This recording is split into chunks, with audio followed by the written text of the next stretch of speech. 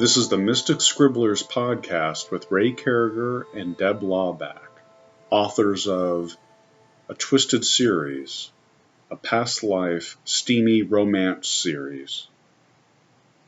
In this podcast, they continue an interview with Kathy Ann from simplicityofsoul.com, discussing past lives and the next generation.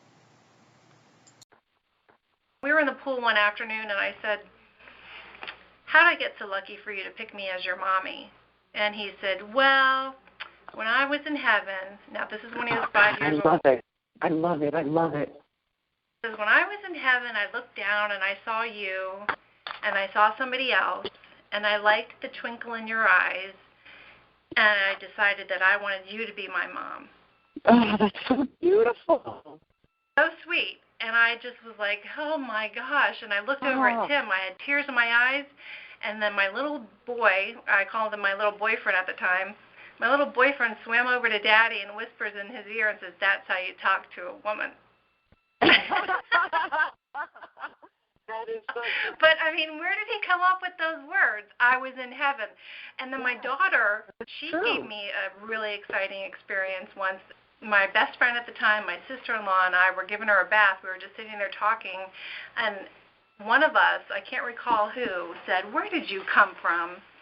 And she was young, not speaking yet, but she had a few words, but was not of sentences, making sentences. But she just looked at us, and she said very clearly, for all three of us to hear, she said, "Heaven." Oh, my gosh, that's so fabulous. To the point where we all gasped and scared her so much that she jumped out of the tub into my arms because we freaked her out because we couldn't believe what she just said. See, the children, we have a good generation coming up that's going to help, and I think we just need to stay positive. I agree with you, but what I'm trying to say to you is I think it can go so much faster than you think. I don't think it's going to be a slow change. I think it's something that can happen like within the next 10 years if people start thinking along these lines. If we can get more people like us, yes, I agree. It will be faster. I mean, I look at the kids and I think of what they're doing right now with the protesting, and I'm very proud of them. The Never Again and Save Our Lives and Our Lives Matter and everything like that. I think the children are finally saying, like you said, what the hell did you guys do? Yeah. You screwed it up. Now. And Deb, I want to also say, I don't think there's anybody to blame. I think it's an evolution. I think it's an evolution of the human spirit.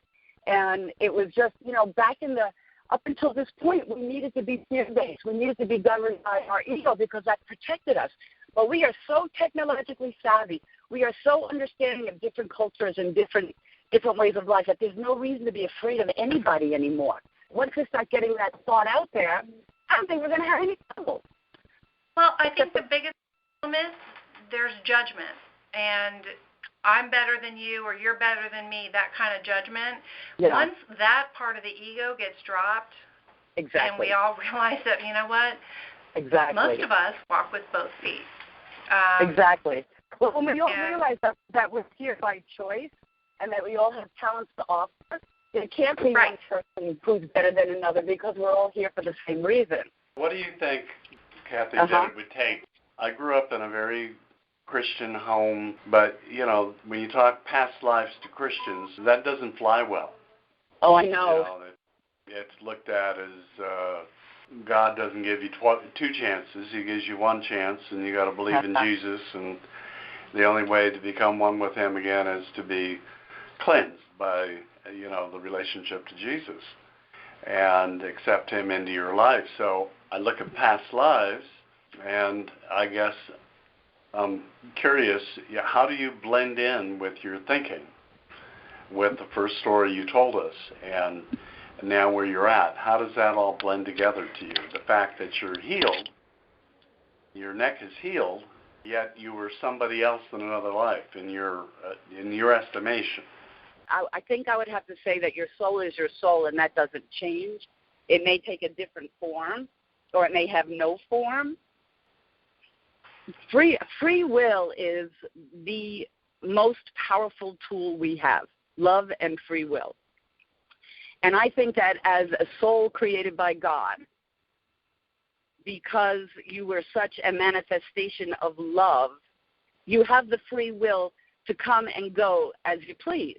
He's never going to stop you. So should it be that I once existed in medieval times trying to be a healer and died, well, if I'm in heaven and I say to God, I want to go try again, he's not going to tell me no. He's going to say, you've got a free will. You can, if you are working in with the eyes of love, go do it. And I think that's how you justify it. I mean, that. I don't see. One of the things that I came away with from my experience is that pain, suffering, sorrow, anything negative is ego created. Nothing, absolutely nothing like that exists in the realm of God, if you want to use the word God. What I experienced was such an amazing, inexplicable understanding of the power of love and his love for us, that when he created each one of us, he didn't go, I'm going to create Christopher. Oh, he's such a nice guy. No, he went, oh, my God, Christopher, that is so amazing. Bam! This was this explosion of love, and there was Christopher. Everything was, there's no wishy-washy with him. It's all really exciting and really powerful and all out of love. So if you as a soul wanted to come back a second, a third, a fourth time with good intention, you got free will. You can do it. And that's how I think that works. Okay. I have a question for you. What about the ones that come back with and end up doing bad things? Is it just their path for that soul to be that way? I mean, I kind of justify it that way, like that's just the path that they were supposed to take, and if they ended up taking out and killing people, or, I don't know, let me just, whatever, Jeffrey Dahmer, I mean, he had no good intentions except to please himself, which was a very twisted, weird thing. He had free will. Right. And so he chose to come back. Right. And I think he probably chose to come back and then just came back, and for whatever reason, that soul's desire. I don't know why. Or it might have been his first life. Who knows whether or not he'd ever been here before. I don't know if you come into the world evil. I don't know whether it is because somewhere along the line in your nurturing, you are instilled with fear, and the ego takes over with it. I mean, I can honestly say, I remember when I was a kid, and my ego talking to me saying, well, you know, if you listen to me, I'll take really good care of you. And realizing that what it was doing was separating me from other people. And the ego does that. In order to keep itself safe, it will destroy everything, including the body that's carrying it, because it has such a fear for survival. It's like a primal, it's like an appendix. It's like something in the body that, you know, you're carrying around but you really don't need. So if you do evil deeds, you're coming from a deep, deep-seated place of fear, because ultimately you want to survive, and if it means at the hands of other people, you're going to do that. But if you work to quiet your ego and just go, wait a minute, you know, and I'm not saying put yourself in harm's way or anything like that. You've got to protect yourself, but doesn't mean you have to think that way. Doesn't mean you have to be around people like that. We can turn off the ego and use it just for the tool it is to help us find out who we are and what our talents are, and then shut it down or quiet it. You don't have to shut it down. And then you just work from your intellect and your soul. We wouldn't have to worry about the Jeffrey Dahmers anymore. They wouldn't exist. But that's going to take a little bit. That's going to take a little bit more time. Yeah, that probably will take a little more time, sadly. A couple more million years. But that's because there's so many people populating the earth, and so many, I don't know. I know. But anyway, I didn't mean to get off on a negative tone. I was just curious. No, yeah, you're curious. But, yeah, I think it all has to do with, you know, soul thinking versus ego thinking. Wow. I feel like I've learned so much today. Oh, I'm so glad. You know what? It comes down to being so simple. And that is why I use simplicity of soul, and that's SOS, you know, and that's an acronym for Save Our Ships. Well, I think it's perfect. Ray and I discovered that what we're writing about, even though the stories themselves are fictional, but the message that we're trying to get across is true love conquers all. And we have been together before in different instances, and you kind of migrate towards the same souls. And for us, we like to write about it, whereas in our podcast, like with you, we like to talk about it. And it's not necessarily that we need to talk about our steamy romance novels that are based around past lives, but it's the soul journeys. And, it's so much fun, and people love it, and I've never heard anybody read a romance and get annoyed.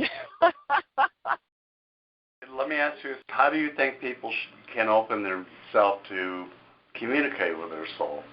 This is what I say to that, and it's a matter of trust.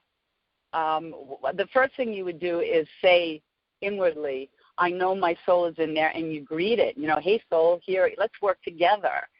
And this is where the biggest battle is with the ego, because the ego's like, prove it, prove it, prove it. And there's no proof that's required. All you need is trust. And if you have, faith and trust that this soul is working for you, then you can do little games with it. And I'll give you an example for me. Back in 1998, I was living in Amityville, New York, in my dream house. I thought I was going to grow old and die there. And one day my husband came home and said, Kath, things are not going well at my job. I've got this job offer in Florida. I think I'm going to explore it. And I was so upset. I just did not want to move. So I was sitting, it just so happens I was singing in my brother's choir, so I was sitting in church one Sunday, and I engaged my soul, and I said, okay, soul and God, listen up. I've got myself a dilemma here. My husband wants to move to Florida, and I don't want to go. I want to stay in my house. Please give me 3 signs to tell me whether it's okay to stay or whether I should move. I was like, one wouldn't do it. I needed 3. I needed proof. So I got up, and I'm walking out of church, and my friend Patrice comes up to me, and she goes, Kat, if you ever decide to sell, and I'm not kidding you, this actually happened. She said, Kat, if you ever decide to sell your house, my friend is really interested in it. She'd love to buy it. And I looked at her, and I went, oh, God. I was like, okay, Patrice, thank you. And I'm walking away, I'm going, one, damn it. So the next day, we had a small insurance claim on our homeowner's policy. And the next day in the mail, I get a notice from the insurance company saying that our homeowner's policy had been canceled. So I called them up, and they said, oh, no, you had a claim. We are not renewing your policy. And I called every insurance company that I could, and they all told me no because I had a claim, and they weren't going to insure with me. So they're going to. And the next morning, my husband got a phone call from his office, and they said, oh, don't come in, you're fired. And I just looked out the window up into the sky, and I said, did you have to be so direct? So I think he wanted to get your attention.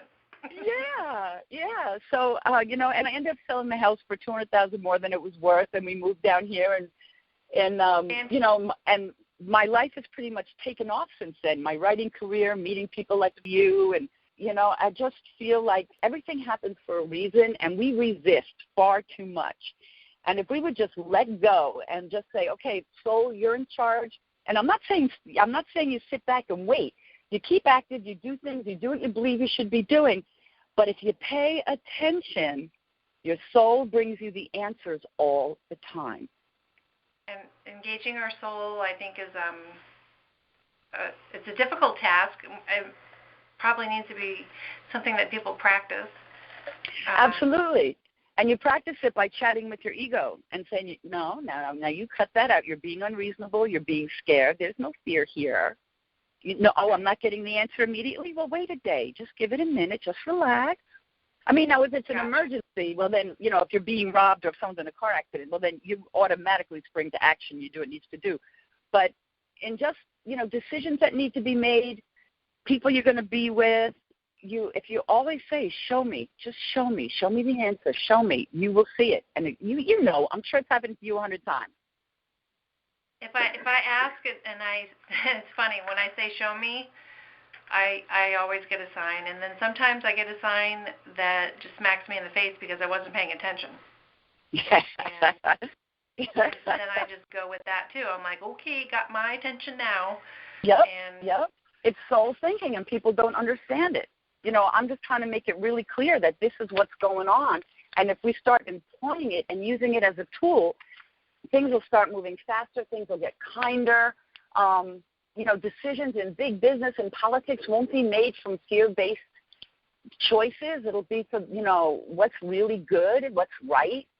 You could call it conscience, but it goes even deeper than that because it channels our creativity, and that's where it comes from. And you know how it is when you write. Sometimes you'll turn around and go, wow, I don't remember writing that. You know how that is. That's all soul activity. Kathy Ann, if you don't mind, tell us a little bit about your podcast that you do called Simplicity of Soul. Simplicity of Soul is basically a discussion of, the experience I had and what I've learned for it and my whole goal is to enlighten people to the fact that their souls exist within them for use now as an organ or a tool like our eyes and our hearts and our lungs or a hammer. And I want to awaken people to how their soul can work for them and help them achieve their highest and greatest good at no one's expense. Thank you so much, Kathy Ann, for taking the time to be with us today and sharing your philosophies and your stories, your experiences. They're incredible and moving and exciting. And I hope that a lot of people listen to this podcast because then it'll bring them to your podcast, Simplicity of Soul. So we cheer you on as you cheer us on. Thank you. Thanks for listening to the Mystic Scribblers podcast, where Ray Caragher and Deb Laubach, authors of A Twisted Series, a steamy past life romance series, have interviewed Kathy Ann from Simplicity of Soul. Be sure to check out mysticscribblers.com and simplicityofsoul.com for more information about these and other podcasts.